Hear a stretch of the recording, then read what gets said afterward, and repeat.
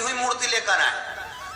और गणेश जी लाए मना नहीं है, गणेश जी जब लेकर आए तो घर में बिठाने के लिए ला रहे हैं तो राइट सूंड का गणेश लेकर आए, सीधी हाथ का।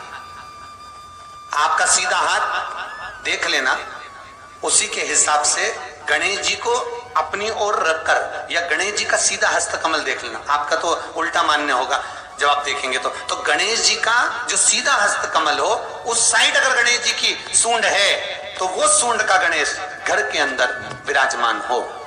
उल्टी सूंड का गणेश, लेफ्ट सूंड का गणेश, ये गणेश व्यापार, व्यवसाय, फैक्ट्री, दुकान, बिजनेस, ऑफिस जगह पर विराजमान हो।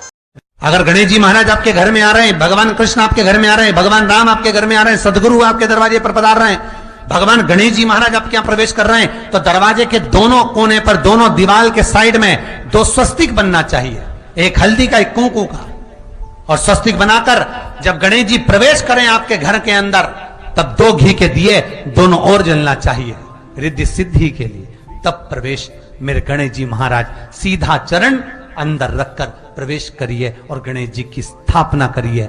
और स्थापना के समय पर 2 बिंदी, जहां गणेश जी बैठे साइड में कोई दीवार हो तो एक हल्दी की, एक कुंकू की बिंदी जरूर लगाएं। क्यों? जब आखिरी दिन हम अनंत चतुर्दशी के दिन गणेश जी को जब विदा करें तो ये रिद्धि और ये सिद्धि, ये कुंकू और हल्दी की बिंदी नहीं, ये रिद्धि और सिद्धि हैं। बहुएं हमारे घर में रह जाए, भले बेटा काम पर चले जाए। गणेश जी को जब घर में प्रवेश दो, गणेश जी को जब घर में प्रवेश दो तो गणेश जी का मुख आपकी ओर मारा, और जब गणेश जी को विसर्जन भी करो तो गणेश जी का मुख आपकी ओर। कई लोगों के घरों में गणेश जी की बहुत सारी फोटो हो जाती है, बहुत ध्यान दीजिएगा महाराज। कई लोग गिफ्ट में गणेश जी दे देते हैं।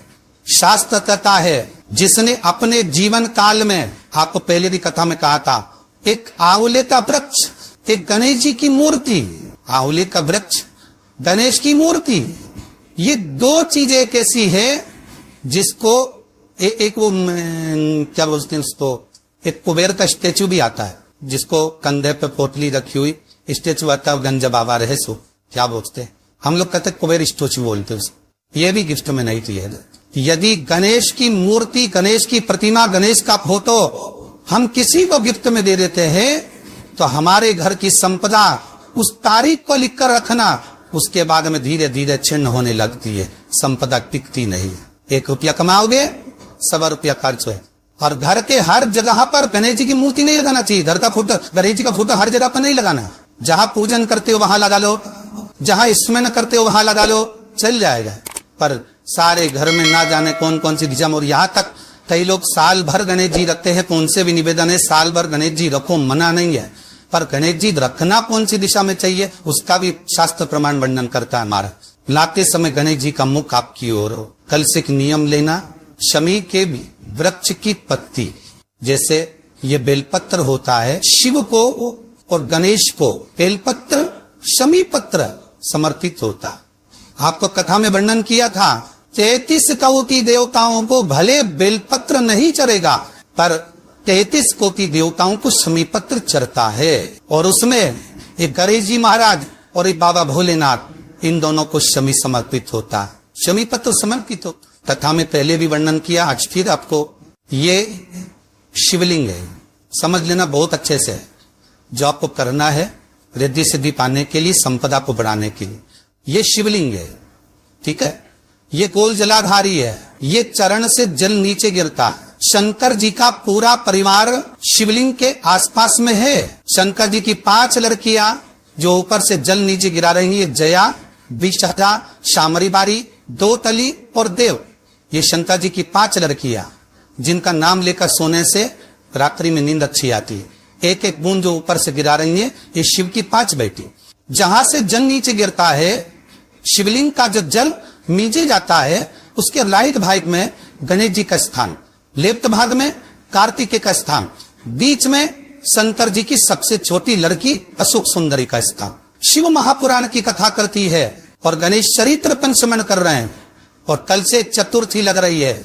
जिसके घर में संपदा की कमी पड़ती हो, बीमारियां ज्यादा फैल रही हो, बहुत कष्ट हो महाराज, बहुत ज्यादा दुखी हो महाराज, कोई काम नहीं बन रहा, बहुत तकलीफ में हो, तो शमी पत्र, शमी की पत्ती, जहां गणेश जी का स्थान है वहां पर 5 शमी पत्र 5 समर्पित करें और शंकर जी के ऊपर 3 शमी पत्र समर्पित करें। बहुत ध्यान देना, 5 शमी पत्र जहां गणेश जी का स्थान है शिवलिंग में वहां समर्पित करें, 3 शमी पत्र शिवलिंग के ऊपर समर्पित करें।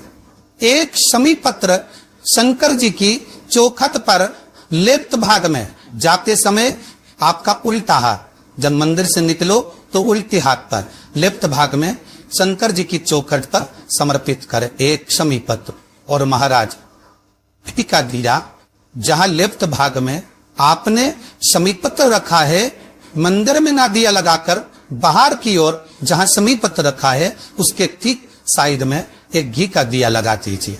केवल गणेश चतुर्थी से लेकर अनंत चतुर्दशी तक गणेश पुराण कहती है भगवान गणेश जी का, मोर ध्वज का, मयूर ध्वज गणेश का नाम लेकर जो ये दीप शमी पत्र चढ़ा देता है उसके घर से कभी रिद्धि सिद्धि नहीं जाती, वैभव प्रतिष्ठा नहीं जाती। कर देखना अगले साल तक आपका व्यापार कितना चलता है हमको बताना जरूर, करके देखो एक बार। गणेश पुराण का, शिव महापुराण का ये प्रसंग करिए, जीवन में उतारना। चतुर्थी से लेकर अनंत चतुर्दशी तक गणेश जी का मूल स्थान आपको गणेश जी की मूर्ति पर चढ़ाने का नहीं बोल रहा। क्यों नहीं बोल रहे? क्योंकि गणेश जी की आप प्रतिष्ठा करोगे तो वो टेम्परेरी है, 10 दिन के लिए कर दिया फिर वापिस विसर्जन कर दिया। पर जहां शंकर मंदिर में बैठ गए, शिवलिंग स्थापित हो गया, वहां ना जाने कितने समय से शंकर की आराधना हो रही है, वहां गणेश जी सदा विराजमान है। और देखो ये 10 दिन में अगर आपने शमी पत्र बिल्कुल मन से समर्पित करा है ना, तो मेरा विश्वास कहता है, शिव महापुराण का, मेरे बाबा विश्वनाथ की कृपा कहती है, मेरा मन कहता है 10 दिन के अंदर आप शमी चढ़ाएंगे ना तो कुछ ना कुछ अच्छी खबर जरूर मिलेगी, ये पक्का। पर हमें बताना जरूर, व्हाट्सएप पर हो, मैसेज जरूर करना कि क्या फायदा हुआ आपको 10 दिन के अंदर, बोलना जरूर। कर देखिए शिव स्मरण, भगवान गणेश शिव। तीसरा क्रम, गणेश जी की मूर्ति जब लेकर आओ तो गले में जनेऊ के रूप में या कमर पर सर्प जरूर होना चाहिए। गणेश जी की मूर्ति में जनेऊ के रूप में सांप हो या कमर पर बंधा हुआ सांप हो, वो गणेश जी संपदा देने में पीछे हटते ही नहीं। गणेश जी की मूर्ति में कंधे पे जनेऊ के रूप में सांप हो या पेट पर कमर पर सांप बंधा हो तो संपदा देने में कमी नहीं रखी, अपार संपदा। शिव पुराण कहती है चाहे सोमवार करो, मंगलवार करो, बुधवार करो, एकादशी करो, प्रदोष करो, तुम्हारी मर्जी पर जो व्रत करो, पर तुम्हारे चेहरे पर उस व्रत में प्रसन्नता होना चाहिए। अगर चेहरे पर प्रसन्नता नहीं है, भगवान उस व्रत को स्वीकार नहीं करता। आज हरतालिका तीज है, कल चतुर्थी है, पंचमी है, आप जो भी व्रत करो आपके चेहरे पर एक प्रसन्नता का भाव होना चाहिए कि मैं आनंद से भगवान को रिझाने के लिए ये व्रत कर रहे, भगवान को पाने के लिए होना चाहिए भाई। अगर गणेश जी महाराज आपके घर में आ रहे, भगवान कृष्ण आपके घर में आ रहे, भगवान राम आपके घर में आ रहे, सदगुरु आपके दरवाजे पर पधार रहे, भगवान गणेश जी महाराज आपके यहाँ प्रवेश कर रहे हैं, तो दरवाजे के दोनों कोने पर, दोनों दीवार के साइड में 2 स्वस्तिक बनना चाहिए, एक हल्दी का, एक पोको का, और स्वस्तिक बनाकर जब गणेश जी प्रवेश करें आपके घर के अंदर तब 2 घी के दिए दोनों ओर जलना चाहिए, रिद्धि सिद्धि के लिए। तब प्रवेश मेरे गणेश जी महाराज सीधा चरण अंदर लगकर प्रवेश करिए और गणेश जी की स्थापना करिए। और स्थापना के समय पर 2 बिंदी जहां गणेश जी बैठे साइड में कोई दीवार हो तो एक हल्दी की, एक पोको की बिंदी जरूर लगाए। क्यों? जब आखिरी दिन हम अनंत चतुर्दशी के दिन गणेश जी को जब विदा करें तो ये विद्धि और ये सिद्धि, ये कुंकू और हल्दी की बिंदी नहीं, ये रिद्धि और सिद्धि है। बहुए हमारे घर में रह जाए, भले बेटा काम पर चले जाए, क्या होता है रिद्धि सिद्धि हम साथ में गणेश जी के विसर्जन कर देते हैं। अगर बिंदी नहीं लगाते तो रिद्धि सिद्धि गणेश जी के साथ चली जाती है। अगर 2 बिंदी हमने दीवार पर लगा दी तो वो रिद्धि सिद्धि घर में रह जाती है, गणेश जी जरूर विसर्जन हो जाए, उसको रखो। श्री शिवाय नमस्तुभ्यम, श्री शिवाय नमस्तुभ्यम। तो उन्होंने पूछा गणेश जी फ्री कब रहते हैं?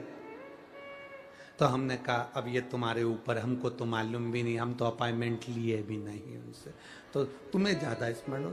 तो तीन लगे आप शंकर जी की कथा करते हो, आपको नहीं मालूम कि गणेश जी कब फ्री रहते हैं? हमने कहा गणेश जी फ्री रहने का केवल एक समय होता है, एक टाइम होता है, एक पल होता है, एक घड़ी होती है कि गणेश जी महाराज हमारे घर में आ गए।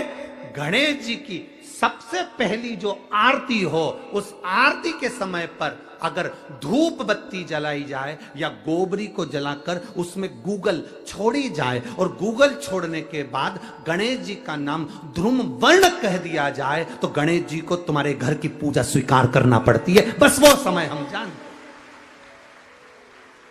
हम तो बस उतना जानते हैं कि शिव महापुराण में लिखा और मुद्गल पुराण में लिखा, गणेश पुराण में लिखा, गणेश जी का एक नाम होता है ध्रुम वर्ण।